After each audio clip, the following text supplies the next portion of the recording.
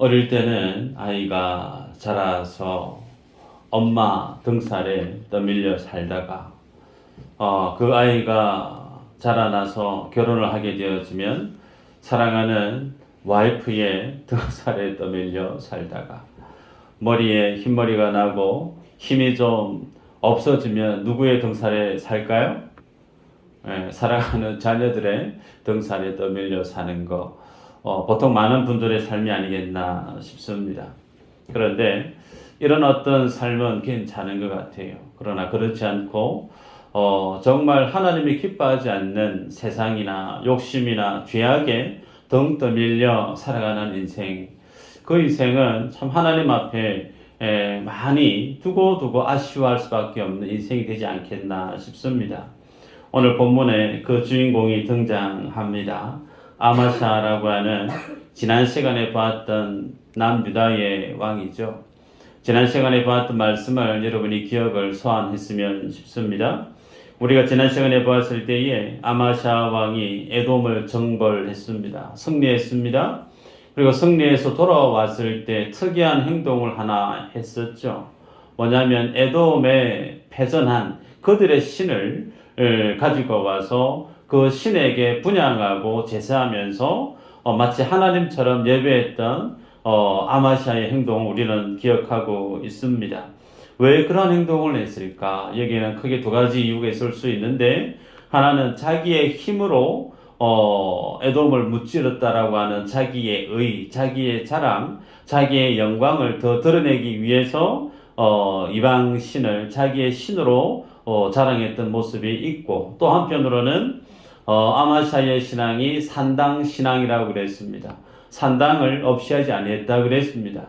하나님 앞에 정직히 행했으나 산당만은 내버려 두었던 아마샤의 신앙, 그 아마샤의 신앙 안에는 모든 이스라엘 백성들, 남유다 백성들이 하나님이 아닌 우상을 섬겼던 그런 모습들이 있었음을 짐작할 수가 있죠. 그래서 에돔의 신을 절개했던, 에돔의 신을 예배했던 무리들을 위해서 그 신을 데리고 온 거죠. 유다에 반입시킨 거죠. 그래서 그러한 유다 사람들의 민중의 그 신앙을 자기의 지지 기반의 힘으로 삼고 정치적인 힘의 근원으로 삼고자 승리했던, 그리고 패전했던 에돔의 신을 가지고 와서 분향했던 아마샤의 행동을 우리는 기억합니다. 자, 그리고 난 이후에 그의 마지막이 오늘 본문에 기록되어지고 있는데, 그가 죽었습니다. 죽었는데 그를 어디에 장사했다고 기록되어져 있냐면 다윗 성에 장사했다, 그렇게 기록합니다. 여러분, 다윗 성에 장사했다라고 하는 그 말의 의미는 다윗과 하나님의 맺었던 다윗 언약 안에 이 아마샤도 함께 포함되어져 있다라고 하는 것을 상징적으로 하나님이 보여주시는 말씀이죠. 구체적으로 보면요, 내용을 8절 이후로 보면 아마샤 왕이 북이스라엘의 요하스 왕에게 사신을 보내서 하는 얘기가 뭐냐면, 우리가 서로 대면하자, 그렇게 제안을 합니다. 대면하자라고 하는 말의 의미는 북이스라엘과 남유다가 지금 전쟁을 해야 될 상황임을 알고 전쟁 선포를 한 것과 다름이 없습니다. 그러면 남유다와 북이스라엘이 지금 왜 전쟁을 해야 되는가? 왜 남유다의 아마샤 왕이 북이스라엘의 요아스에게 전쟁 선포를 선언하게 되어졌는가? 배경을 아셔야 되겠죠. 에돔과의 남유다의 전쟁을 위해서 우리는 지난 시간에 아마샤가 남유다의 군인 30만 명을 동원했습니다. 그리고 그것에 부족해서 북이스라엘의 용병을 10만 명을 더 청원했죠. 그리고 청원하면서 그 10만 명의 용병을 들이면서 계약금이 은 100달란트를 먼저 선지급했습니다. 그런데 하나님께서 하나님의 선지자에게 명합니다. 북이스라엘의 용병을 전쟁터에 들이지 말라고, 남유다의 사람들만으로, 군인들만으로 에돔을 무찌를 수 있게 해주겠다고. 그래서 정말 아마샤는 북이스라엘 군인들을 돌려보냈죠. 돌려보내고 남유다의 30만 대군을 이끌고 에돔을 정벌했습니다. 문제는 북이스라엘의 이 군인들이 10만 명이 유다에 왔는데, 그들은 분명 계약금을 받았습니다. 그러나 계약금을 받았던 그들이 그 계약금 때문에 남유다의 전쟁에 용병으로 참전한 것이 전부인가? 그렇지 않다는 거예요. 그들의 입장은 달랐습니다. 그들의 입장은 이 전쟁에 참전해서 계약금도 in my pocket 집어넣고, 또 하나는 에돔을 정벌을 해서 공을 세워서 그 땅에서의 나는 전리품을 더 많이 갖기 위해서, 필요해서는 여인들도 사로잡아서 데리고 가기 위한 많은 그런 욕심이 가득히 품고 남유다에 왔는데, 결론은 그런 모든 기대치가 수포로 돌아가 버리고 빈손으로 가야 된다는 거예요. 그래서 북이스라엘 용병 10만 명이 그들의 기대치가 채워지지 않았을 때 했던 행동이 뭐냐면, 다시금 북이스라엘로 돌아가면서 조용히 돌아간 게 아니고 남유다의 사람들 3,000명을 죽입니다. 그리고 가가호를 돌아다니면서 각 집을 약탈합니다. 그리고 강도짓을 하죠. 그래서 이러한 일이 있었기 때문에 아마샤가 북이스라엘의 요아스 왕에게 우리 서로 대면하자, 소위 이 말은 전쟁을 벌이자라고 하는 선전포고를 한 것과 같죠. 자, 그러면 결과는 어떻게 되어졌는가? 전쟁을 하기를 했는데 11절에서 14절을 보면 남유다가 베스메스에서 북이스라엘 요아스 왕에게 패전합니다. 지고 말아요. 전쟁하자고 제안했던 남유다가 패하고 맙니다. 그래서 북이스라엘 왕 요아스가 남유다의 왕 아마샤를 데리고 어디로 가냐면 남유다 예루살렘으로 진격하는 거예요. 남유다의 수도로 들어와서 본원 앞에서 하나님의 성전을 허물어 버립니다. 성벽을. 그래서 에브라임 문투문에서부터 모퉁이까지 약 400규빗인데 대략 한 200m 정도 돼요. 여호와의 성전 그 성벽을 약 200m를 허물어 버리는 거죠. 그리고 모든 성전 안에 있는 언급으로 된 기물을 다 가져갑니다. 그리고 왕궁에 있었던 그 모든 귀한 보물도 다 꺼집어 가져가 버려요. 그것이 끝이지 않고 그 남유다 사람들을 볼모로 또 잡아가 버리게 됩니다. 자, 그렇게 전쟁의 결과가 마무리되어지고 난 이후에 성경은 북이스라엘 왕 요아스가 죽었다라고 하는 내용을 기록으로 남겨놓죠.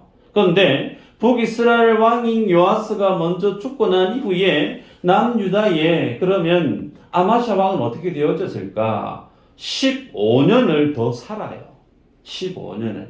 여러분, 자, 그러면 여기에서 한번 풀어가 볼까요? 여러분에게 여쭙습니다. 여러분, 북이스라엘이 들어와서 용병으로 들어와서 그냥 계약금 받고 돌아가는데 그들이 행한 짓이 무고한 시민 3,000명을 죽였어요. 분명 그것은 하나님 앞에 옳지 않은 행동입니다. 불의한 행동이죠. 하나님께로부터 심판받아 마땅한 잘못된 죄악된 일이 맞습니다. 그런데 이 남유다와 북이스라엘이 전쟁을 했는데 누가 이겼다고요? 남유다가 졌습니다. 여러분, 하나님은 이 전쟁에 대한 그 결과는 누구에게 속해 있다고요? 여호와께 속해 있다고 성경은 누누이 강조합니다. 다시 얘기하면 전쟁의 결과가 남유다가 아닌 북이스라엘이 승리하게 되어진 그 결정적인 이유는 그 북이스라엘이 승리하게끔 하나님이 뜻하셨다는 거예요. 그럼 여기에서 하나님은 의로우신 분이고 하나님은 정말 불의를 보지 않는 분이신데 왜 잘못한 북이스라엘이 패하는 것이 맞을 텐데 도리어 북이스라엘이 승리했을까? 이 전쟁의 결과가 쉽게 납득이 갈 수 있을까? 그 이유가 어디에 있느냐면 성경에 보면요. 성경 말씀을 띄워주시면 좋겠는데 역대하 25장 19절에서 20절에 이렇게 얘기합니다. 네가 에돔 사람들을 쳤다고 내 마음이 교만하여 자긍하는도다. 내 궁에 나 있으라. 어찌하여 화를 자초하여 너와 유다가 함께 망하고자 하느냐 하나 아마샤가 듣지 아니하였으니 이는 하나님께로 말미암은 것이라. 그들이 에돔 신들에게 구하였으므로 그 대적의 손에 넘기려 하심이더라. 이유가 뭐라고요? 왜 북이스라엘이 승리하게끔 하나님이 결과를 허용했다고요? 아마샤, 그리고 남유다가 에돔 신들에게 분향하고 기도하고 예배했던 그것을 두고 하나님이 그래서 남유다를 패하게 만들었다. 그렇게 말씀을 합니다. 여러분, 우리가 지난 시간에 보았습니다. 전쟁에서 승리하게 만든 신이는 하나님이신데, 그러면 그 하나님께 영광을 올려드려야 될 남유다의 그 아마샤가 하나님이 아닌 에돔의 신을 예배하고 분향했던 모습 우리는 기억합니다. 그래서 그 우상을 섬겼던 그것 때문에 하나님은 북이스라엘을 남유다에 붙이셨던 거죠. 자, 그리고 난 이후에 17절, 18절 이후로 보면 북이스라엘의 요아스 왕이 죽습니다. 그리고 아마샤 왕이 무려 15년을 더 삽니다. 여러분에게 여쭙습니다. 자신을 전쟁에서 굴욕시켰던, 자신을 패하게 만들었던, 마치 정말 죽어 마땅한 요아스가 죽었어요. 그러면 아마샤의 마음이 그 살았던 15년의 삶이 어떠했을까요? 기분 좋았을까요? 평안했을까요? 그렇지 않아요. 그가 살았던 15년은 살아있었던 그 삶들만큼 더 굴욕적이고 더 불안했고 더 황폐했던 인생의 15년이었음을 짐작하게 됩니다. 왜 그런가? 여러분, 이스라엘 백성들의 관점에서 보시면 됩니다. 하나님의 성전의 기물이 다 잃어버렸어요. 왕궁은 그렇다 치고 여호와 하나님의 성전의 성벽이 허물어져 버렸습니다. 더더욱이 자신의 피부치들이 볼모로 잡혀져 가버리고 말았어요. 그 모든 일의 정점에 있는 사람이 아마샤입니다. 그래서 하나님을 예배함에 있어서 가장 치욕적인 굴욕을 남긴 이 아마샤에 대한 백성들의 원망 불평이 살아있는 15년 동안 무수히 아마샤에게 눈총이 화살처럼 꽂혔다는 거예요. 그래서 결국 어떻게 되어졌는가? 19절, 22절 이후로 보면 백성들의 원망과 원성이 하늘을 찔러서 결국은 반역이 일어납니다. 그 반역이 일어나서 예루살렘에서 아마샤가 라기스까지 도망칩니다. 그때 나이가 할아버지 정도 돼서 늙은 그의 몸을 이끌고 살기 위해서 예루살렘에서 라기스까지 왕이 도망을 가요. 그런데 도망가는 그 왕을 끝까지 추격해서 라기스에서 그 아마샤 왕을 죽이고 맙니다. 여러분, 이 모습을 보면 이 아마샤의 아버지 요아스를 떠올리게 됩니다. 요아스도 동일하죠. 요아스도 여호야다의 자녀들을 그가 돌로 쳐 죽였습니다. 그래서 그의 아버지 요아스도 신하들에 의해서 쳐 맞아 죽었어요. 성경을 볼까요? 역대하 24장 25절 한번 띄워볼까요? 한번 읽어보십시다. 시작.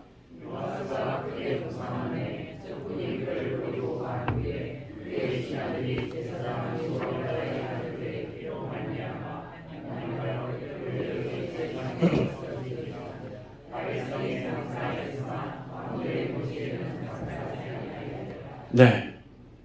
아람과 전쟁을 했는데 아람보다 남유다가 월등히 더 많은 군사를 이끌었지만 하나님께서 아람을 남유다에게 붙게 하고 결국은 유다를 패하게 만듭니다. 전쟁 중에 부상을 입은 그의 아버지 요아스가 침상에 누워있는데 신하들이 반란을 일으켜서 죽을 동안 계속 패서 죽였다는 거예요. 그 신하들에 의해서 왕이 되었던 사람이 오늘 본문의 아마샤 아닙니까? 근데 그 아마샤도 누구에게 죽임을 받죠? 그의 백성들에 의해서 죽임을 당하고 그의 아들이 그의 백성들에 의해서 또다시 유다의 왕으로 세워지는 마치 아버지가 살았던 인생 똑같이 그 아들이었던 아마샤도 동일한 삶을 살았던 것을 보게 됩니다. 여러분, 여기까지 보면요. 하나님은 어떤 분인가? 하나님은 정말 무서운 분이시다. 하나님 앞에 불신앙으로 살고 하나님 앞에 배교하고 하나님의 영광을 자신의 자랑으로 착복해버린 그 모든 것의 죄에 대해서 하나님은 눈꽃만큼도 봐주시지 않고 처절하게 신하들에 의해서 백성들에 의해서 하나님이 준엄하게 죽음으로 심판하시는 무서운 하나님처럼 보입니다. 그런데 반전이 있어요. 반전이 뭐냐면 그의 아버지 요아스가 어디에 장사되었다고요? 다윗 성에 장사되었어요. 그리고 오늘 본문의 아마샤도 어디에요? 다윗 성에 장사되었다고 그랬습니다. 서두에 말씀을 드렸죠. 다윗 성에 장사되어졌다라고 하는 그 말의 의미가 뜻하는 바는 마치 하나님과 다윗과 맺었던 그 다윗 언약 안에 그들이 함께 포함되어져 있음을 성경이 우리에게 보여주고 있습니다. 아쉬운 것은 하나님의 언약을 맡았던 그 유다의 왕들이 하나님의 뜻대로 그 하나님의 말씀대로 선왕으로서 역할을 충실히 감당했다가 다윗 성에 장사되어졌더라면 정말 명예로운 그리고 존경스러운 그런 죽음이겠죠. 그런데 그러지 못한 것이 참 안타깝지만 중요한 것은 하나님의 백성이 어떻게 만들어지느냐를 오늘 주님이 성경을 통해서 우리에게 보여주겠다는 거예요. 하나님의 언약 안에, 하나님의 약속 안에, 하나님의 구원의 씨를 받은 하나님의 자녀답게 주의 백성으로 세워지는 그 근거가 어디에 있느냐? 요아스 왕이 하나님 앞에 기도 열심히 하고 신앙 좋아서가 아니라는 거예요. 아마샤가 주님 앞에 열심히 충성해서 신실하게 살아서가 아니라는 거예요. 그들의 삶의 모습은 그들의 아버지나 그의 아들이나 동일하게 여전히 미흡하고 부족하고 하나님 앞에 믿음 없는 죄인의 모습에 불과하지만 그럼에도 불구하고 하나님이 다윗과 맺었던 그 언약 속에 주님이 그들의 죄악된 모습을 그대로 끌어안으셨다는 것이 오늘 성경이 우리에게 보여주는 중요한 메시지입니다. 여러분, 이 다윗성에 누가 장사되어졌죠? 다윗입니다. 다윗은 어려운가요? 다윗은 죄가 없나요? 아니요. 오늘 본문의 아마샤보다 그의 아버지 요아스보다 더 많은 죄를 범했던 인물이 다윗입니다. 간음을 하지 않았습니까? 살인을 하지 않았습니까? 백성들의 인구 개수를 했습니다. 그래서 무려 7만 명이 그의 잘못된 교만 때문에 이스라엘 사람들, 유다의 이스라엘 사람들이 7만 명이 죽어나갔던 더 끔찍한 죄를 범했던 다윗도 이 다윗성에 장사되어져 있죠. 뿐만 아니라 그 다윗 언약으로 계속 이어져 있는 남유다의 그 왕위를 하나님이 계속해서 존속시켜 주셨습니다. 여러분, 이것이 주는 의미가 하나님의 자녀가 주의 백성으로 구원을 얻는 근거는 그의 삶의 결과물이 아닌 하나님의 긍휼에 있다라는 거예요. 아멘인가요? 하나님의 은혜에 있다는 거예요. 그래서 주님은 오늘 우리에게 말씀합니다. 내가 살아가는 세상, 소위 죄와 욕심과 세상의 물결에 떠밀려서 살아가는 인생을 살 것인가, 아니면 하나님의 전당하신 언약, 다른 그것은 하나님의 말씀이죠. 하나님의 말씀과 성령의 은혜에 등 떠밀려 살 것인가, 너희들이 택하라. 이 길을 우리에게 지금 제시하고 있습니다. 여러분, 오늘 본문 속에 요아스를 죽였어라도 다윗성에 장사시킵니다. 아마샤를 죽였어라도 그 다윗성에 장사시킵니다. 이것이 성경이 창세기부터 계시록까지 성경을 대하는 모든 주의 백성들에게 전하신 하나님의 메시지예요. 여러분, 성경에서 여러분이 꼭 보셔야 될 게 뭐냐면 하나님은 우리를 죽이시는 분이라는 사실을 아셔야 됩니다. 그리고 죽은 그 영혼을 반드시 살려내시는 하나님이심을 여러분이 보실 수 있어야 돼요. 가인과 아벨이 제사를 드립니다. 하나님이 가인의 제사를 받지 않죠. 아벨의 제사를 받습니다. 그런데 아벨이 어떻게 되죠? 맞아 죽습니다. 그 아벨을 죽였던 가인은 어떻게 삽니까? 에덴 동산에서 추방을 당합니다. 노 땅에 거하면서 그의 아들 에녹의 이름을 빌어서 에녹 성을 만듭니다. 여러분, 하나님을 나의 주로, 하나님을 나의 아버지로 모시지 않는 인생은 하나님이 아닌 자기의 열심으로, 자기의 노력으로, 자기가 자기를 지키기 위해서 성을 만들어요. 그 성을 만들고 나서 그 다음에는 뭘 만들죠? 나라를 만듭니다. 그러나 하나님의 약속을, 하나님이 나의 인생의 주인임을 믿는 주의 백성들은 어떻게 사는가? 아브라함을 보세요. 유리방황합니다. 집도 절도 없이 가라고 하는 목적지도 없이 주님이 가라고 하니까 그 주님 말씀 따라 그냥 살아갑니다. 이삭은요, 자기가 열심히 우물 팠는데 뺏으니까 뺏깁니다. 뺏기고 말아요. 다윗을 볼까요? 다윗은 남유다의 왕이 되어졌지만 그가 무슨 죄를 범했죠? 우리아의 아내를 취하지 않습니까? 우리아 입장에서 보십시다. 우리아가 행했던 그 모든 삶들 속에 불의가 있던가요? 없습니다. 자기의 아내를 뺏긴 것도 억울한데 다윗에 의해서 그 힘에 의해서 우리아가 죽임을 당하고 말죠.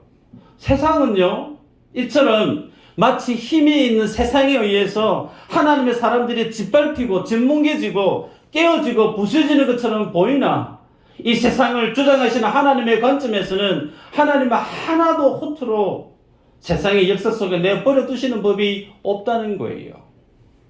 성경에 보면 마태복음의 1장 1절에 이렇게 기록합니다. 아브라함과 다윗의 자손 예수 그리스도의 계보라. 신약의 첫 구절이 이렇게 시작되죠. 예수 그리스도의 계보라. 구원의 길을 주님이 제시하시면서 6절에 이렇게 기록합니다. 이새는 다윗 왕을 낳으니라. 다윗은 우리아의 아내에게서 솔로몬을 낳고. 성경이 뭐라고 기록하고 있습니까? 다윗의 아내에게서 솔로몬을 낳았다고 합니까? 그렇지 않죠.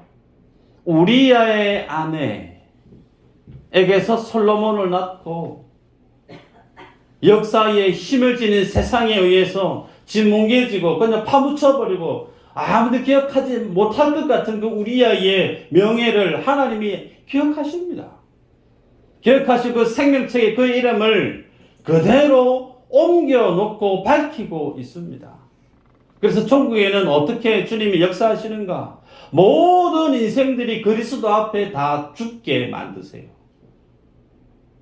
그 주님 앞에 자기의 힘을 의지하던 사람들이 죽게 만듭니다. 아브라함이 죽습니다.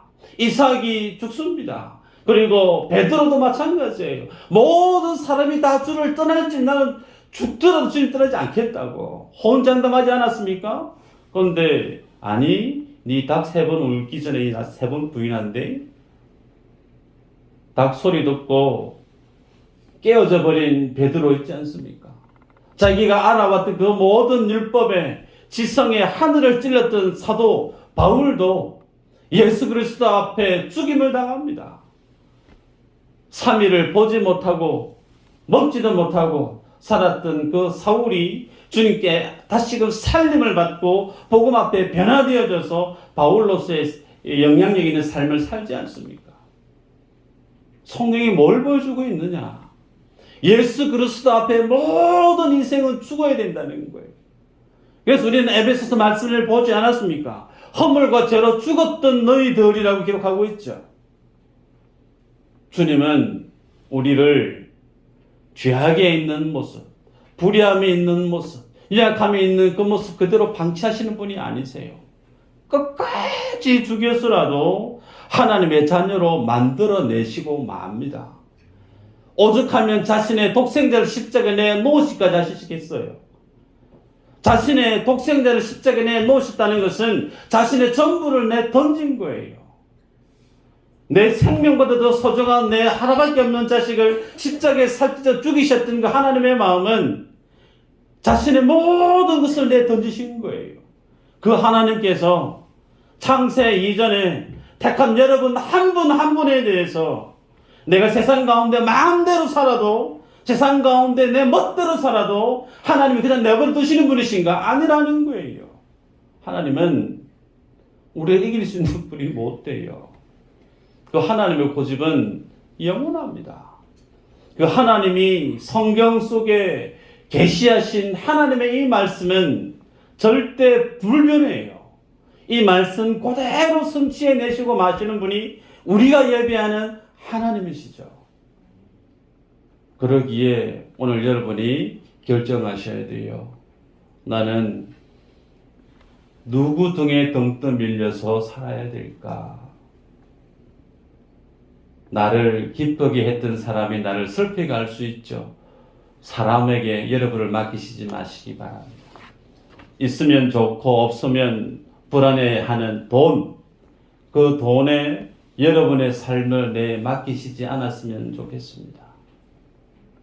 내 감정, 이 감정조차도 여러분 기쁠 때, 기분 좋을 때 참 재미나게 살지만 기분이 우울하고 안 좋을 때는 여지없이 날카롭게 변하고 마는 이 감정조차도 말씀 앞에서 다스리심을 받도록 여러분이 그 말씀과 하나님의 은혜 앞에 자신을 내어 맡길 수 있는 분 되시길 주 이름으로 축복합니다. 이 믿음의 삶을 살게 하기 위해서 주님은 그의 아버지 요아스의 인생에 대해서, 그의 인생, 아마시아 인생에 대해서 똑같은 패턴이 성경 속에 기록하면서 하나님의 손길에 등 떠밀려 사는 인생이 축복의 인생임을 우리에게 보여주고 있어요. 이 삶을 우리가 살아가는 믿음의 모든 권속들 되시기를 주 이름으로 축복합니다. 기도합니다.